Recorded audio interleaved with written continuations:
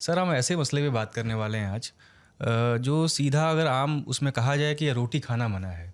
जो रोटी हम लोग उत्तर भारत में खाते हैं अमूमन गेहूं की बनी होती है। इस बीमारी के बारे में पढ़ रहा था मैं, तो ये पता चला कि इसमें रोटी खाना बिल्कुल मना है। इसका नाम सीलिएक डिजीज़ है।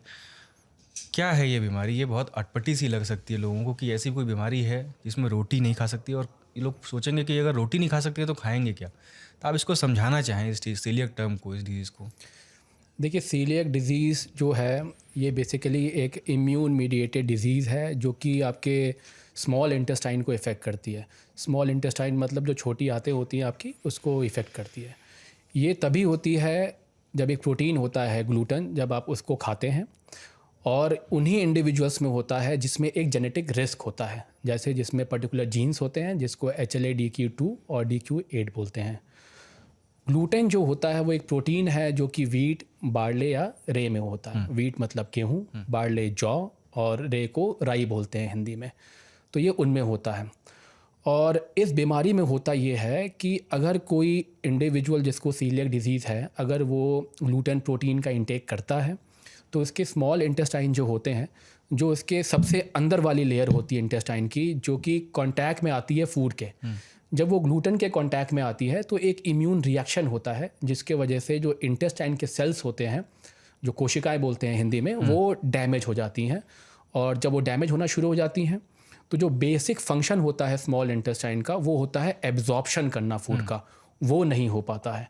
तो एक स्टेट आ जाती है जिसको बोलते हैं हम लोग मैल एब्जॉर्प्टिव स्टेट, मतलब आपके बॉडी में खाने को एब्जॉर्ब करने की क्षमता जो है वो कम हो गई है, कुपोषण टाइप। हाँ। तो उससे क्या होता है कि आपको जो सिम्टम्स होते हैं आंतों के, वो आना शुरू हो जाते हैं। अच्छा, इसके पहले ये समझा जाए कि सर क्यों छोटी आंतों को, स्मॉल इंटेस्टाइन को, ये ग्लूटेन जो प्रोटीन है वो पसंद नहीं है? क्या वो दिक्कत है? ऑटो इम्यून को अगर आसानी से समझाना चाहें तो। देखिए, क्योंकि ये किसी को बीमारी भी ये बीमारी होगी, उसे ये समझ नहीं आएगा कि मुझे हुआ क्या। ठीक है, जेनेटिक कारण हो सकते हैं, लेकिन ये इसको एक्सेप्ट करना कि रोटी क्यों नहीं पच रही, बच सकती है। देखिए, जो वीट होता है वो, क्योंकि हम लोग बहुत कॉमनली खाते हैं नॉर्थ इंडिया में, सुबह दोपहर शाम हम वीट का सेवन करते हैं कोई ना कोई फॉर्म में। तो वीट में जो प्रोटीन होता है ग्लूटेन, इससे दिक्कत तभी होती है जब 3 रिक्वायरमेंट्स बॉडी मैच करता है। ठीक है, पहली रिक्वायरमेंट होती है कि आपके अंदर कोई जेनेटिक डिफेक्ट है या कोई जीन्स है बेसिकली। उस जीन्स को हम लोग बोलते हैं HLA-DQ2 और DQ8 जीन्स। ये जीन्स जो होती हैं वो नॉर्मली भी एक पॉपुलेशन में 30% लोगों में होती है, लेकिन इसका मतलब ये नहीं कि वो 30% को गेहूं से दिक्कत होगी। ठीक है, दूसरा फैक्टर होता है कि आप गेहूं खाने वाले बेल्ट में या आप गेहूं खाने वाले व्यक्ति होने चाहिए। ठीक है, अगर ये दो भी है तब भी आपको डिजीज़ नहीं होगी, क्योंकि तीसरा जो सबसे इंपॉर्टेंट फैक्टर है वो है आपके इम्यून सिस्टम का एबनॉर्मल एक्टिवेशन। अब मैं एबनॉर्मल क्यों बोल रहा हूँ इसको, क्योंकि जो इम्यून सेल्स जो होते हैं वो बेसिकली जैसे बैक्टीरिया हो गया, वायरस हो गया है, उसके अगेंस्ट काम करते हैं। लेकिन इस डिजीज़ में ये होता है कि जो ग्लूटेन प्रोटीन है उसी को आपके बॉडी ने एबनॉर्मल मान लिया है, उसी को हार्मफुल मान लिया है। अच्छा, ठीक है, अच्छा।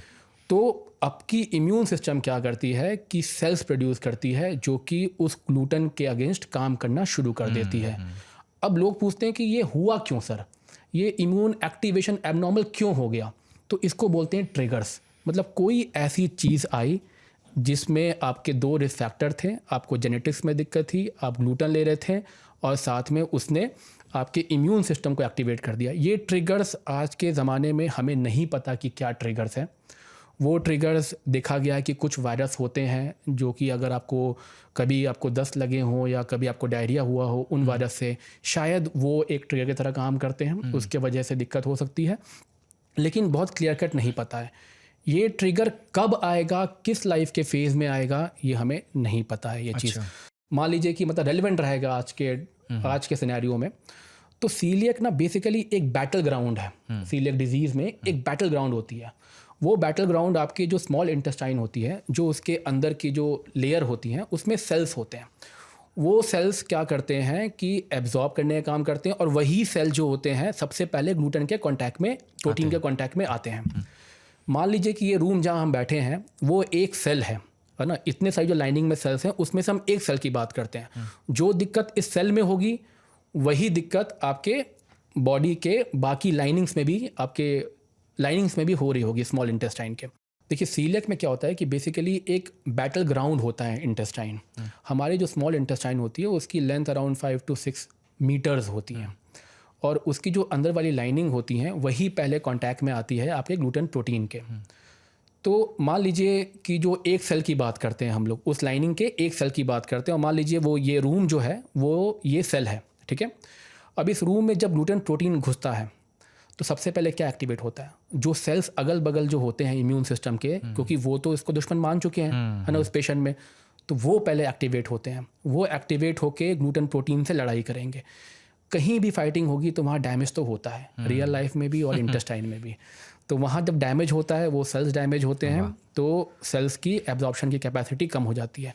एट द सेम टाइम अब जब आपके पास दुश्मन बहुत ही लार्ज अमाउंट में आ रहा है लड़ाई करने के लिए, तो आप बैकअप के लिए फ़ोन करोगे, है ना। तो यहाँ पे जो ग्राउंड फोर्सेस हैं वो दूसरे सेल्स को इम्यून सिस्टम के एक्टिवेट करते हैं, जिसको बोलते हैं बी सेल्स।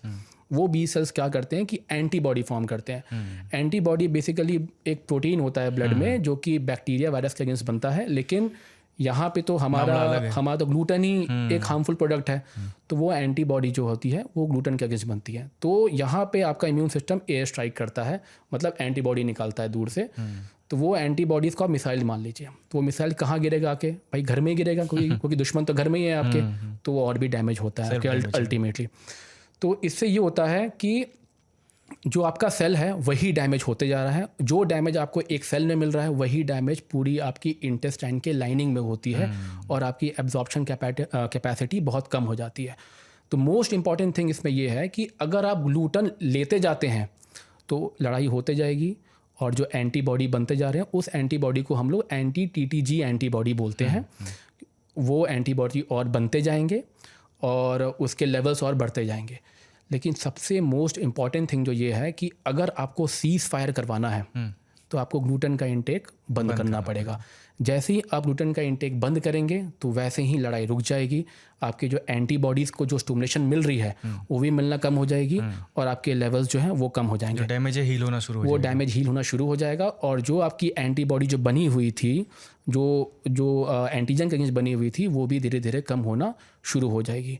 तो कभी कभी क्या होता है, ये तो हो गया बेसिक कि भाई आपके ग्लूटेन एंटीजन है और उसने कैसे आपके सेल्स को डैमेज किया। लेकिन कभी कभी क्या होता है कि जो मिसाइल्स जो आपके इम्यून सेल्स निकालते हैं आपके स्मॉल इंटेस्टाइन में जो ग्लूटेन घुसा हुआ उसको मारने के लिए, वो कभी कभी मिसगाइड हो जाते हैं मिसाइल। तो मिसगाइड होकर कहाँ चले जाते हैं, वो कभी बॉडी के किसी और ऑर्गन को भी डैमेज कॉज कर सकते हैं, ठीक है। और जो सेल्स जो आपके एक्टिवेट हो गए हैं आपके इंटेस्टाइन की लाइनिंग्स में, आंतों की लाइनिंग में, वो सेल्स कभी कभी ब्लड के थ्रू माइग्रेट होके बाकी ऑर्गन्स में भी जाके वहाँ पे डैमेज कॉज कर सकते हैं। तो ये बताने का मेरा पर्पस ये है कि सीलियक डिजीज़ सिर्फ आंतों की ही बीमारी नहीं है। आज से 20 साल 25 साल पहले ये मानते थे कि ये सिर्फ स्मॉल इंटेस्टाइन की ही बीमारी है, लेकिन आज हमारे पास बहुत सारे एविडेंसेस हैं जिसके बेसिस पे हम ये बहुत कॉन्फिडेंटली बोल सकते हैं कि ये बीमारी सिर्फ स्मॉल इंटेस्टाइन की नहीं है।